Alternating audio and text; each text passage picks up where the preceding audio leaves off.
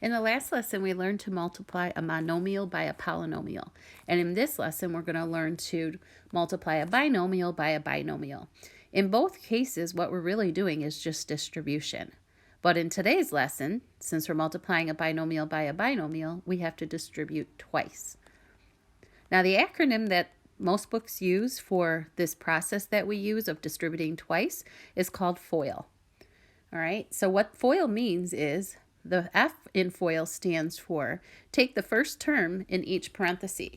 So if you look at 5x minus 3 and 2x plus 1, the first term in the first set of parentheses is 5x. The first term in the second parenthesis is a 2x.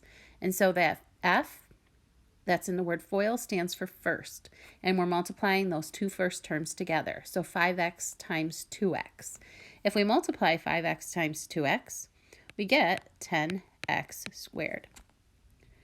The O in FOIL stands for outer, and that's that blue arrow. That blue arrow is trying to tell you to take the outermost terms. So the outermost terms in the entire problem are the 5x and the 1. And if you multiply those together, you get 5x times 1, or just 5x. The I in FOIL stands for inner, and that means the innermost terms in the entire problem, which are the negative 3 and the 2x. If you multiply those together, you get a negative 6x. So we just multiplied the inners. And then the L in FOIL stands for last. Last means the last term in each parenthesis. And so in the first parenthesis, the last term is a negative 3. And in the second parenthesis, the last term is a 1. And so if we take those and multiply them together, negative 3 times 1, we get negative 3. So what we did there was multiply the first, the outers, the inners, and the lasts in those two set of parentheses. And that's a way to remember how to multiply a binomial by a binomial, is that acronym FOIL. We're not actually done here. We're not done because we have some like terms. So 5x and the negative 6x should actually be combined because they're like terms. So remember, when you're combining like terms, you leave the variable and the exponent alone. So a positive 5x and a negative 6x would add up to a negative 1x, but the 1 would be invisible. So we'll just make it negative x and then minus 3. And that would be your final answer. If you FOILed that problem, you would get 10x squared minus x minus 3. Remember to be careful when you multiply versus when you add those like terms, right? So remember, when you're multiplying two variables, so like in the F, the first, remember they both had an invisible 1 on them, and so we added up their exponents. So again, when you multiply variables with exponents, you add their exponents. But then when we added the like terms, the 5x and the negative 6, we don't change the exponents. Then in that case, the x just stays an x. So remember to differentiate your rules of multiplying from your rules of adding and subtracting. Now, FOIL is a fine acronym. There's nothing wrong with it. Like I said, most books use the word FOIL. I think of FOIL as double distribution. So sometimes I'll say that instead of FOIL. I really mean the same thing. I think of that as a double distribution. And that's because you have two things to distribute, right? You have a 5x to distribute, and you did it twice, and you have a negative 3 to distribute, and you did that twice. So I rather call it double distribution sometimes, so I might switch between the word FOIL and the words double distribution, but I mean the same thing. All right, so if we look at example 1a, again, if we think about that x has to go into the parentheses twice, you have to distribute it twice, and then the positive 7 has to get distributed. So if you take x times x plus x times 4, you've just distributed the x. Now move over to the 7. Distribute the 7. So 7 times x is 7. So I guess I'm writing it with the multiplication first. And then 7 times 4 plus the 7 times 4. So again, this step, I keep doing this to you guys in the notes here, saying you don't need to show this because I think most of you will do it in your head, but I want you to see what's happening in my head. So I'm writing it out. So I'm doing x times x, which we're adding those invisible ones and getting x squared. I'm doing x times 4, which just gives us 4x. I'm doing x and 7 multiplied together, which gives us 7x, and then 7 times 4, which gives us 28. And this happens with all FOIL problems. Those outers and inners, well, I guess I shouldn't say all, but most FOIL problems. The outers and the inners end up being alike, so they're like terms and should be combined. And so you're usually not done at the first step. You got to combine the like terms. So we get x squared plus 11x plus 28. All right. So from now on, I am going to skip that starred step that I showed you there. I don't think most of you will need to do it, but I just wanted to do that in the first problem so you could see how we are getting our 4 different terms and eventually combining those middles. So when we're done, we created a trinomial. All right, so let's do it again. The first 2 terms are the 2x and the 3x. If we multiply those, we get 2 times 3 is 6, and x times x is x squared. Then take the 2x times the negative 7. 2x times negative 7 is negative 14x. So you did one part of the distribution, but now you got to move over to the positive 4. Distribute the positive 4, and you'll get positive 4 times 3x gives you 12x, and positive 4 times negative 7 gives you negative 28. Again, the 2 terms in the middle are like terms, so we should combine them. So if we combine a negative 14x plus a 12x, we get negative 2x. And then the minus 28 has nobody to be combined with, so we keep it as is. All right, so when you FOIL or when you do a double distribution, you create 4 terms, right? I have 1, 2, 3, 4 terms, and then those 2 middle terms are like, so they get combined. And so by the time we're done, we've created a trinomial. All right, so that's really it. We're just going to kind of do a few more examples because there's a couple little different things that happen. In the next ones, it's just about watching the signs, okay? So I'm just going to really drive home the point. You got to watch your signs. So we're going to take 2r times r. We get 2r squared. 2r times a positive 1 gives us 2r. Then move over to your negative 3.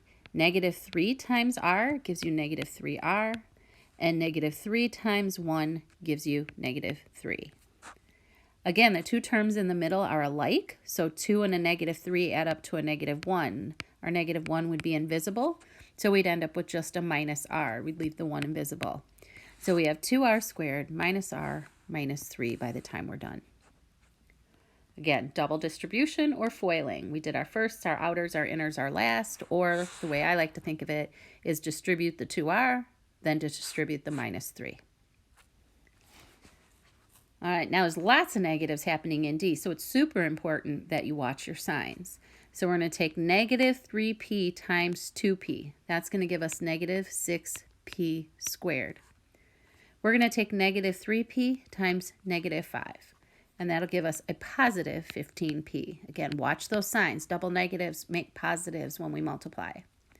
If you move over to the minus 4, you're going to do minus 4 times the 2, and that gives us negative 8p. And then a negative 4 times the negative 5 gives us the positive 20. Your like terms in the middle, a 15 and a negative 8, add up to a positive 7. So when we're done, we have a negative 6p squared plus 7p plus 20. Again, you distributed the negative 3p. That was your first distribution. The second distribution was to distribute the negative 4. Another thing you don't have to do on these problems is you do not have to show all these arrows. So I know when you're a student said, do I have to show these arrows? You do not, okay? You don't have to show the arrows. So don't need to show arrows. It just kind of maybe helps some people keep track of what they're doing, but it's not necessary to show them. All right, in the next problem, I included a problem that didn't just start with x's in the beginning of the parentheses or single variables. We actually have a squared variable. So that's okay. We still are going to do a FOIL. And the reason we're doing FOIL, again, is because you have a binomial, 2 terms in the first parenthesis, times a binomial, 2 terms in the second parenthesis. So that's when you actually do double distribution or FOIL, is when you have a binomial times a binomial. And that's exactly what we have happening in E. So we're going to take 2x squared times 3x squared. Well, 2 times 3 is 6. And x squared times x squared, add up those exponents, and you get x to the 4th power. When we multiply again, 2x squared times 5, we get 2 times 5 is 10. And then the x squared just comes along for the ride. We did our first distribution. Let's go do the second one. We're going to do the positive 4 times 3x squared gives us 12x squared. And then do the positive 4 times the 5, and that gives us plus 20. We have those like terms happening in the middle, so they need to be combined. So we have 6x to the 4th, but then we have 10 plus 12. A 10 and a 12 add up to a 22. Remember that when you're adding variables that have exponents, the exponents do not change. It stays a 2. When you're multiplying exponents, then you add up the exponents. But when you're adding exponents, you leave them alone. And you can only add the ones that are like. Remember that. So x squared can only be added with another x squared. So by the time we're done, we have 6x to the 4th power plus 22x squared plus 20. All right, finally the last one. We have x's and y's, and that's okay. It's a binomial times a binomial. So just follow the process. Trust the process. We distribute the x times the 8x, 8x squared. The x times the 6y plus 6xy. There's really nothing you can do when you have an x times y. You just call it xy. And I like to write them in alphabetical order. So put your x first and your y second. And when we do the next distribution, you're going to see why. We're going to do negative 7 times 8, which is negative 56. But we also have an x and a y. Let's write them in alphabetical order because now we see that we have two like terms happening, right? 6xy minus 56xy, those need to be combined. If you had written it yx, you might think they're unlike. So if you had written this instead, you might go, oh, they're different. I don't add them. But remember what's happening here. When you have an x and a y right next to each other, we're multiplying. Multiplication is commutative. So really, it doesn't matter which order we write it in. 56yx is the same as 56xy. And I want to write it as xy, so I remember to combine it with this 6xy. Let's not forget to finish, though. We have to do our negative 7y times our positive 6y. That's going to give us a negative 42, but y times y is y squared. All right, so again, those terms in the middle need to be added. So we'll have 8x squared. A positive 6 and a negative 56 make negative 50xy minus 42y squared.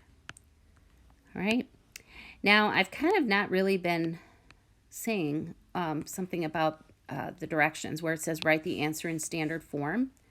So standard form means that your your exponents keep going down. But notice how they have, right? If we look at the first problem, they went from a 2 to an invisible 1 to no exponent at all. From a 2 to an invisible 1 to no exponent at all. We always end with our constant, and we start with our biggest exponent and move down. So all these problems have done that. But when we get to F, some people say, but what about when there's two variables? Again, it's standard to keep your squared x first, and then to put your xy term in the middle, and then put your y squared last. So usually with double variables, I wouldn't take off for standard form anyway, but that would be what's considered standard.